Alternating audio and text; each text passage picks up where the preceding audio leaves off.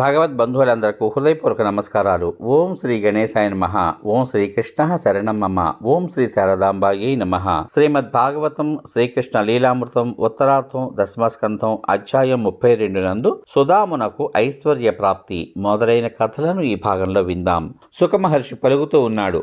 పరీక్షిన్ మహారాజా, సర్వుల సంకల్పాలను గ్రహించగల భగవానుడు విప్రప్రియుడు కావడం వల్ల వారి క్లేశాలను దూరం చేస్తాడు. సాధు జనులకు ఏకమాత్రాశ్రయుడైన శ్రీకృష్ణచంద్రుడు సుధామునితో విశేష సమయం ప్రసంగించిన తర్వాత ప్రియంగా చిరునవ్వులొరకబోస్తూ, భూసురోత్తమ, స్వగృహం నుండి నాకై ఏమి తెచ్చావు? అత్యంత ప్రియులైన నా భక్తులు నాకై ఏం సమర్పించినా అది నాకు అత్యధికమైనదే. నాపై భక్తి లేని వారు అపరిమితంగా నాకు ఏది సమర్పించినా అది అత్యల్పంగానే ఉంటుంది. పత్ర పుష్ప ఫలతోయాదులలో దేనినైనా సరే భక్తియుక్తంగా నాకు సమర్పిస్తే దానినే నేను ప్రసన్నంగా స్వీకరిస్తాను. తత్సమర్పణ నాకు అనంతం కాగా అది వారికి అక్షయ ఫలాలను ప్రసాదిస్తుంది అన్న ఆప్తమిత్రుని ప్రియ మధుర వచనాలకు సుధాముడు సిగ్గుపడి ఆ లక్ష్మీకాంతునికి తాను తెచ్చిన 4 పిడికెళ్ల అటుకులు అందించలేకపోయాడు. లజ్జావనత వదనుడయ్యాడు. కాని పరమాత్మకు తెలియనిదేముంది? స్నేహితుని ఆగమన అంతరంగ భావాలను గ్రహించిన ఆ కరుణాంతరంగుడు మనస ప్రియ స్నేహితుడైన ఈ సుధామ విప్రుడు ఇంతవరకు ధనాన్ని ఆశించి నన్ను పొగడలేదు. భార్యా ప్రేరితుడై వచ్చాడు. ఇప్పుడు తనకి నేను దేవతలకు కూడా అలభ్యమైన సంపదను ప్రసాదిస్తాను అంటూ యోచించి సుధాముని భుజం మీద ఉన్న మూటను తీసి ఇదేమిటి అంటూ విప్పాడు. తర్వాత అత్యాదరంతో, హితుడా, అటుకులంటే నాకెంతో ఇష్టం. నాకోసమే తెచ్చావు కదూ, ఇవి నాకే కాదు జగత్తులకే తృప్తినిస్తాయి అంటూ ఓ పిడికెడు అటుకులు తీసుకుని తిని మరో పిడికెడు తినాలని తీస్తూ ఉండగా రుక్మిణీ రూపంలో ఉన్న లక్ష్మీదేవి అతని చేయి పట్టుకుని వారించింది. భగవంతుని విడనాడి ఆమె ఎక్కడికి పోగలదు? నాథ, నువ్వు తిన్న ఈ పిడికెడు అటుకులు మానవమాత్రుడు ఇహపరాలను సాధించడానికి సరిపోతాయి అనగా పరమాత్మ తన ప్రయత్నం నుండి విరమించాడు. నాటి రాత్రికి సుధాముడు శ్యామసుందరుని మందిరంలోనే గడిపాడు. సుఖశాంతుల తిని తాగి విశ్రమించి వైకుంఠంలో ఉన్నట్టు దివ్యానుభవాన్ని పొందాడు. శ్రీకృష్ణదేవుని నుండి ప్రత్యక్షంగా అతనికి ఏమీ లభించలేదు. అతడు ముఖాముఖి శ్రీకృష్ణుని ఏమీ యాచించనూ లేకపోయాడు. తన మనస్తత్వానికి చింతిస్తూ ఆప్తమిత్రుడైన భగవంతుని దగ్గర సెలవు తీసుకుని స్వగృహానికి మరలిపోయాడు. దారిలో సుధాముడు తనలో తాను ఇట్లా అనుకోసాగాడు. ఎంత వింత, ఎట్టి ఆనందం!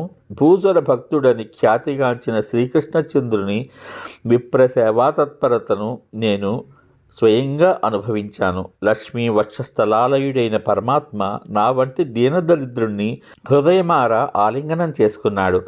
అత్యంత సామాన్యుడనైన నేనెక్కడ, లక్ష్మికి ఆశ్చర్యభూతుడైన వాసుదేవుడెక్కడ? కానీ అతడు నన్ను బ్రాహ్మణోత్తమునిగా సత్కరించి రుక్మిణీదేవి శయనించే తల్పం మీద కూర్చుండజేసి రుక్మిణీదేవిచే వింజామర వీయించి సేద తీర్చాడు. అమర సమూహ వందితుడైన ఆ దేవదేవుడు స్వయంగా నా పాదాలు కడిగి స్వహస్తాల తినిపించి భగవంతుని పూజించినట్లు నన్ను పూజించాడు. పృథ్వీ రసాతల సంపదలు కానీ, స్వర్గ మోక్షాదులు కానీ, యోగి సిద్ధులు కానీ వీటిలో ఏవి లభించాలన్నా భగవంతుని చరణారవిందాలను ఆశ్రయించవలసిందే. అయినా ధన సంపదలిస్తే నేను అతనిని విస్మరిస్తానని కాబోలు. నాకు సంపదలు ఇయనే లేదు. అలా ఆలోచించుకుంటూ అతడు స్వగృహం ఉండే ప్రదేశానికి వచ్చేశాడు. ఆశ్చర్యం! అక్కడ అతనికి తన జీర్ణగృహం కానరాలేదు. బదులుగా సూర్య చంద్రాగ్ని సమప్రభలతో భాసిల్లే మణి రత్న ఖచ్చితమైన భవన సమూహాన్ని చూశాడు.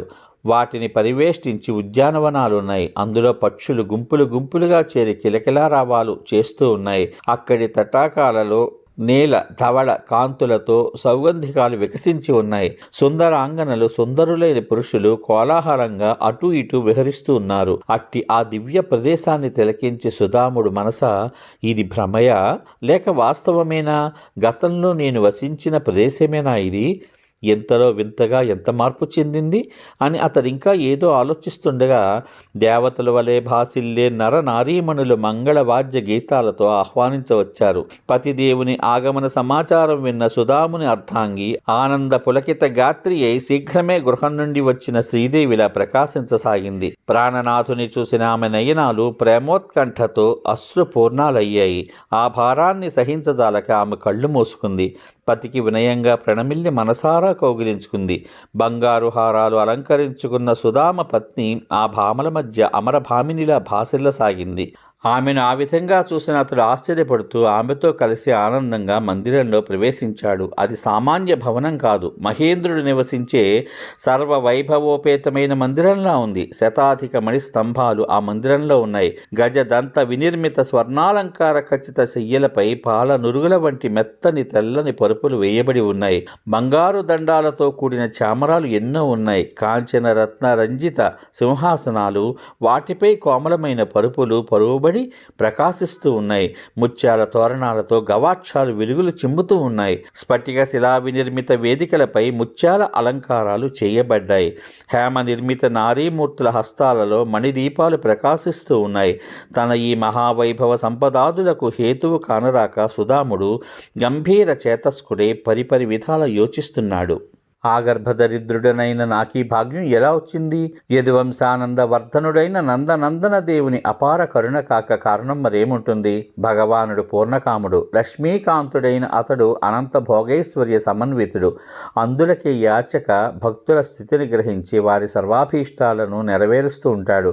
పైకి ఏమీ తెలియని వాడిలా నటిస్తాడు. శ్యామసుందరుడు, మేఘ సదృశుడు, సాగర్ను నింపివేయగల మేఘాలు కర్షకుని మేలు చేయ రాత్రి వర్షించున్నట్లే భగవానుడు నన్ను అనుగ్రహించాడు.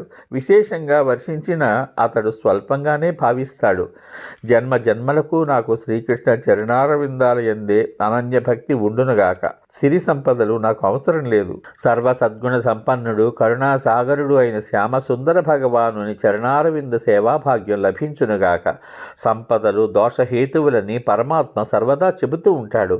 ధనుకులెందరో ఆ మదంతో పతనం కావడం భగవానుడు చూశాడు. తన భక్తులు కోరిన అందులకే అతడు ఐశ్వర్యాన్ని ప్రసాదించడు. అతడు పరమ కృపకు అదియే ఉదాహరణ. ఉపర్యుక్త రీతిని యోచించి సుధాముడు త్యాగభావంతో అనాసక్తంగా అర్థాంగితో భగవత్ ప్రసాద స్వరూపమైన విషయాలను గ్రహిస్తూ జీవయాత్రను కొనసాగించి ప్రేమ భక్తిని వర్ధిల చేసుకున్నాడు. దేవతారాజ్యుడు, భక్త జన భయాపహారి, యజ్ఞపతి అయిన శ్రీకృష్ణదేవుడు భూసుర శ్రేష్ఠులను తనకు ఇష్ట దేవలనులుగా భావిస్తాడు. కావున సద్బ్రాహ్మణులను మించిన వారు భూతలంలో లేరు. అజితుడు, అనధీనుడు అయిన పరమాత్మ భక్త జనవశంకరుడు. వారికి అధీనుడై ఉంటాడు. తన భక్తుల విషయమై నిరంతరం తన్మయుడై ఉంటాడు. అందులకే సుధాముడు శ్రీకృష్ణ ధ్యాన తత్పరుడై భాగవతోత్తములు చేరే వైకుంఠాన్ని పొందాడు.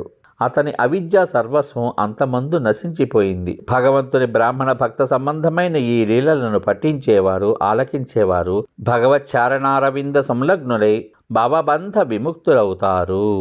సశేషం. ఇంతవరకు మీరు శ్రీమద్భాగవతం శ్రీకృష్ణ లీలామృతం ఉత్తరార్థం దశమస్కంధం అధ్యాయం 32 నందు సుధామునకు ఐశ్వర్య ప్రాప్తి మొదలైన కథలను విన్నారు. రేపటి భాగంలో శ్రీమద్భాగవతం శ్రీకృష్ణ లీలామృతం ఉత్తరార్థం దశమస్కంధం అధ్యాయం 33 నందు గోప గోపికలు బలరామకృష్ణులను సందర్శించుట మొదలైన కథలను వింటారు. ఓం నమో భగవతే వాసుదేవాయ. సర్వే జనా సుఖినో భవంతు. ఓం శ్రీకృష్ణ పరబ్రహ్మణే నమః. శుభమస్తు. స్వస్తి.